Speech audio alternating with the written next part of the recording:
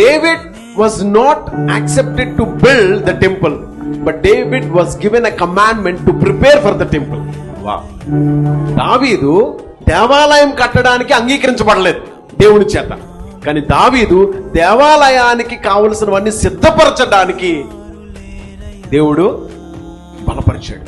So ఈరోజు మీరు అనుకుంటారు నేను ఇది చేస్తానని, దేవుడు అంటాడు నో, అది చేయక, నువ్వు అసిస్టెంట్ గా ఉండు, మెయిన్ పర్సన్ గా ఉండదు. అలా అన్నప్పుడు ఎవరైనా ఉండగలమా అండి? నేను వర్డ్ మార్చి చెప్తున్నాను. నువ్వేమో మెయిన్ పర్సన్ గా ఉండాలని ఆశపడుతున్నావు, దేవుడు సడన్ గా అంటాడు నో, నేను నిన్ను మెయిన్ పర్సన్ గా చూడట్లేదు. ఎలా చూడాలనుకుంటున్నాను? అసిస్టెంట్ గా, హెల్పర్ గా చూడాలనుకుంటున్నాను. హెల్పర్ కి డబ్బులు మీ అందరికీ తెలుసు. రోజు లేబర్కి వెళ్తే హెల్పర్ కి ఎంత ఇస్తారు? హెల్పర్ కి మెయిన్ పర్సన్ కంటే తక్కువ ఇస్తారు. ఒక 200, 300, 500 ఎంతో తక్కువ ఇస్తారు. మెయిన్ పర్సన్ కి హెల్పర్ కి అది తేడా. సో ఇక్కడ దావీదుని దేవుడు ఒక హెల్పర్ గా ఉంచమంటే, ఆ హెల్పర్ గా ఉన్నప్పుడు కూడా ఎలా చేస్తున్నాడంటే సమృద్ధిగా ప్రతి పని చేస్తున్నాడు. ఈరోజు దేవుడు ఒకవేళ నిన్ను ఎవరైనా స్కిట్ వేస్తే వాళ్ళకి హెల్పర్ గా ఉండాలనుకోండి, హెల్ప్ గా ఉండి వాళ్ళకి హెల్ప్ చేయండి సమృద్ధిగా. ఏదైనా పని చేస్తే వాళ్ళకి హెల్ప్ గా ఉండాలనుకోండి, హెల్పర్ గా ఉండి చేయండి. హెల్పర్స్ ని దేవుడు హెల్పర్స్ లాగా విడిచిపెట్టడు. వారిని ఏం చేస్తాడు తెలుసా? లీడర్స్ గా మార్చేస్తాడు. యెహోషువ లైఫ్ లో అదే జరిగింది.